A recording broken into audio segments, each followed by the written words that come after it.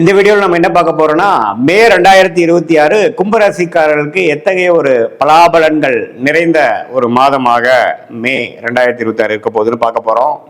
ஆண்டு கிரகமாகிய குரு 5ஆம் இடத்திலே நீடித்திருக்கிறார். ஜூன் மாதம் தான் குரு பயிற்சி வருகிறது. மை மாதத்தில் எந்த பயிற்சியும் இல்லைங்கிறது தெரிஞ்சுக்கணும். அதே மாதிரி சனியும் பார்த்தீங்கன்னா 2ஆம் இடத்திலே நீடித்திருக்கிறார். ராசிக்குள்ள ராகு இருக்கிறார், 7ஆம் இடத்துல கேது இருக்கிறார். ஸோ இதுதான் ஆண்டு கிரகத்தின் சஞ்சாரம்.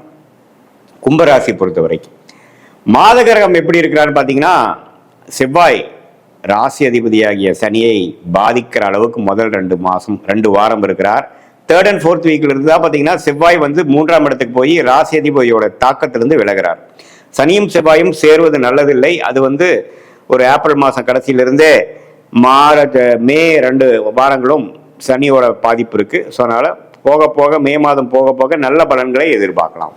அதே மாதிரி சுக்கிரன் 4ஆம் இடத்திலிருந்து வீடு, வண்டி, வாகனம், தாயார் அது போன்ற விஷயத்துல நல்ல ஒரு பலனை கொடுக்குது.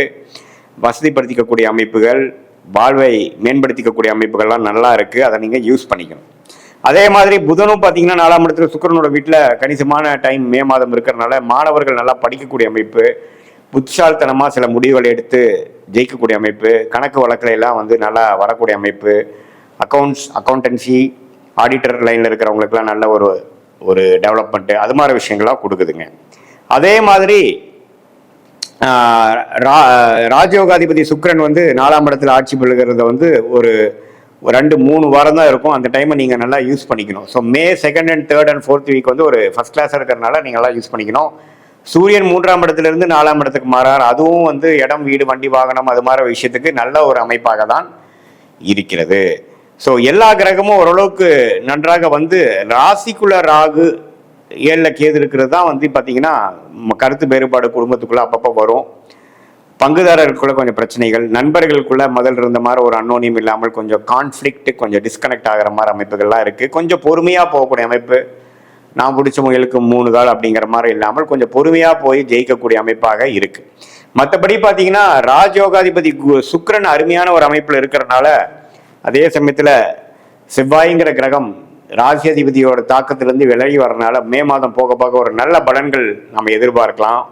அதே சமயத்தில் 7ஆம் வீடுங்கிற மனைவி ஸ்தானாதிபதி, கணவர் ஸ்தானாதிபதி 4ஆம் இடத்துக்கு சுக்கிரனோட சேர்ந்து இருக்கிறதும் நல்லது தான்.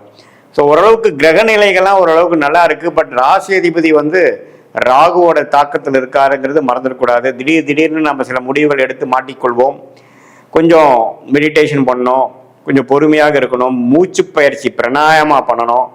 அது மாதிரி அமைப்புலாம் நீங்கள் ரெகுலராக பண்ணிட்டு இருக்கும் பொழுது எந்த விதத்திலும் பார்த்தீங்கன்னா உங்களுக்கு தாக்கங்கள் திடீர்னு தேவையில்லாத ஒரு முடிவுகளை எடுத்து மாட்டிக்கொள்ளாமல் பொறுமையாக எந்த ஒரு விஷயமும் தீர ஆராய்ந்து நல்ல ஒரு அமைப்புகளாக வரக்கூடிய அமைப்புகள் இருக்குது. ஸோ ராசி அதிபதி ராகுவோட இருக்கிறதுனால திடீர் கோவப்படுவது, திடீர்னு ஒரு முடிவு எடுக்கிறதுலேருந்து நீங்கள் விலகி நான் சொன்ன அந்த மெடிடேஷன் பிராணாயாமம்லாம் கொஞ்சம் பண்ணிங்கன்னா மனசு சாந்தமாக, திடீர் அந்த ஓவராக எக்ஸைட் ஆகிறது, ஓவராக கோவப்படுறது அல்லது ஓவராக பயப்படுறதுங்கிற மாதிரி விஷயம் இல்லாமல் பொறுமையும் உங்களுக்கு நல்ல ஒரு அமைப்பாக கொடுக்கும் அப்படிங்கிறத நான் சொல்ல விரும்புகிறேன். மற்றபடி இருக்கக்கூடிய கிரகத்தின் அமைப்புகள்லாம் கொஞ்சம் பரவாயில்ல. ஏப்ரல் மாதம் தான் இருக்கிறப்போ பார்த்தீங்கன்னா மே மாதம் ஓரளவுக்கு நல்ல அமைப்பாக தான் கும்பராசிக்காரர்களுக்கு எல்லா வயதினருக்கும் கொஞ்சம் கொடுக்குது. மாணவர்கள்லாம் நல்லா படிக்கக்கூடிய அமைப்பு, இப்போ கொஞ்சம் நல்லா படிக்கிறாப்புல, நல்லா புரிஞ்சு பண்ணுறாங்க அப்படிங்கிற மாதிரி ஒரு அமைப்பு. காம்படிட்டிவ் எக்ஸாம்ஸ் எழுதுறவங்களுக்குலாம் கொஞ்சம் கிளியர் பண்ணுற அமைப்புகள். அதே சமயத்தில் சூரியன் உச்சமாக இருக்கிற நேரத்தில் பார்த்தீங்கன்னா கவர்மெண்ட் ரிலேட்டடான வேலையில் இருக்கிறவங்களுக்கு ப்ரொமோஷன் கிடைக்கக்கூடிய அமைப்புகள். இது எல்லாமே கும்பராசிக்காரர்களாகிய உங்களுக்கு வாய்ப்புகள் இருக்குது. உங்களோட ப்ரொவைடட் உங்கள் தசாபுக்திகள் அதை காட்டக்கூடிய அமைப்புகளை போய் கொண்டிருந்ததுன்னா, அதை உறுதிப்படுத்தக்கூடிய அமைப்பில் போயிட்டு இருந்ததுன்னா இந்த கோச்சாரம் நல்ல சப்போர்ட்டாக இருக்குங்கிறத நீங்கள் தெரிந்து கொள்ள வேண்டும்.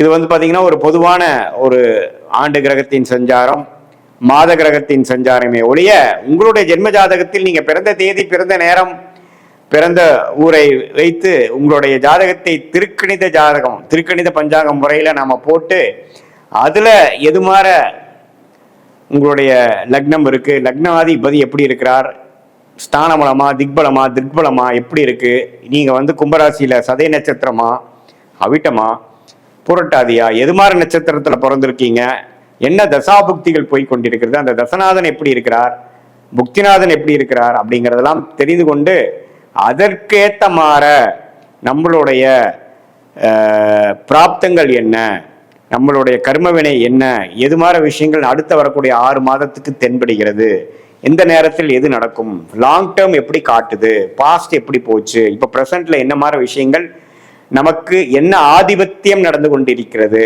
அப்படிங்கிறதெல்லாம் தெரிந்து கொண்டு அதுக்கு தகுந்த மாதிரி சயின்டிஃபிக் வேதிக் அஸ்ட்ராலஜி முறையில் கணித்த அந்த பலன்களுக்கு அலைன் பண்ணுற மாதிரி சில அமைப்புகளை, வாழ்க்கை திட்டங்களை, வாழ்க்கை செயல்பாடுகளை நீங்கள் அமைத்து கொண்டேனால் தேவையற்ற பணவிரைவு, தேவையற்ற சமய விரைகள்லாம் அபாய்ட் பண்ணி எந்த விஷயங்கள் எந்த நேரத்தில் செய்வது நல்லது, வேலை மாறுவது எப்போது, வேலை மாற்றம் தேவையா, எப்போ ப்ரொமோஷன் கிடைக்கும், தொழில் எப்போ ஆரம்பிக்கலாம், தொழில் அபிவிருத்தி எப்போ பண்ணலாம், இன்வெஸ்ட்மெண்ட் எப்போ பண்ணலாம், வீடு எப்போ கட்டலாம், கல்யாணம் எப்போ நடக்கக்கூடிய அமைப்பு என் பொண்ணுக்கு இருக்கு, எப்போ குழந்தை பேர் எதிர்பார்க்கலாம், இந்த புத்திரகாரகன் என்று சொல்லப்படுகிற விஷயங்கள்லாம் நம்ம ஜாதகத்தில் எப்போ வருது, எப்போ கலத்திரகாரகன் என்று சொல்லப்படுகிற இல்லற வாழ்க்கையை கொடுக்கக்கூடிய அமைப்புகள் வருகிறது, எப்போ பண நல்லாவே கடனை அடைத்து பணம் கடலை அடைக்கக்கூடிய அமைப்புகள் எப்போ தெரியுதுங்கிறதெல்லாம் எப்படி ஒரு கூகுள் மேப் ஒருத்தருக்கு போகிற ரூட்டை காமிச்சு அதுக்கு தகுந்த மாதிரி நம்மளுடைய ட்ரிப்பை பிளான் பண்ணி வாழ்க்கையில அந்த ட்ரிப்பை சக்சஸ்ஃபுல்லா அவர் முடிக்க வைக்குதோ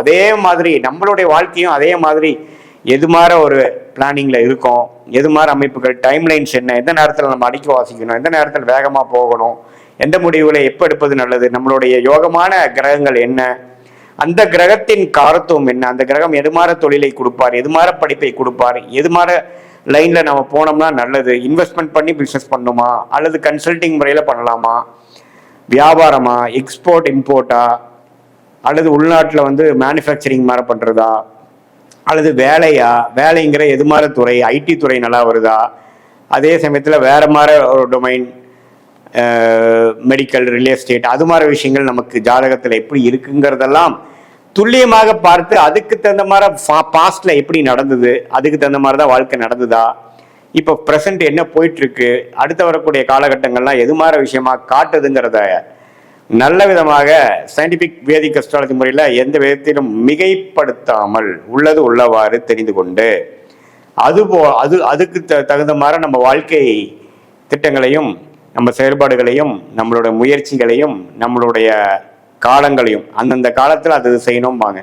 ஸோ அது மாதிரி விஷயங்களை செய்யும் பொழுது தேவையற்ற தோல்விகள், தேவையற்ற விரயங்கள், சமய விரயங்கள், பொருள் விரயங்கள் எல்லாம் போயிட்டு, ஏன்னா நம்ம ஒரு 1000 வருஷம் வாழ போகிறது இல்லை. நம்ம மிஞ்சி போனால் ஒரு 75-80 வயசு வாழும் பொழுது 30 வயசுக்கு மேலே வரக்கூடிய தொழில் வேலையில் நம்ம ஜெயிக்கணும் அப்படின்னா அந்த 30 வருஷம் நம்ம இம்பார்ட்டன்ட், 30 to 60. ஸோ அது மாதிரி ஏஜில் நம்ம என்ன மாதிரி தசா வருது, எந்த டைமில் நம்ம பயங்கரமான முயற்சிகள் செய்யலாம், எந்த டைமில் நம்ம இதே இடத்துல இருந்து நம்ம கற்றுக்கக்கூடிய அமைப்புகள் தேவைப்படுது அப்படிங்கிறதெல்லாம் நம்மளுடைய கர்ம வினையை குறிக்கக்கூடிய உங்களுடைய ஜாதகம் திருக்கணித பஞ்சாங்கம் மூலமாக போட்டு நம்ம பலனை பார்க்கும் பொழுது இந்த பொது பலனை காட்டிலும் இன்னுமே துல்லியமான பலன்கள் எடுத்து அது மூலமாக வாழ்க்கையில் வெற்றி பெற முடியும் என்று சொல்ல விரும்புகிறேன். மீண்டும் மற்றொரு காணொலியில் சந்திப்போம். நன்றி, வணக்கம்.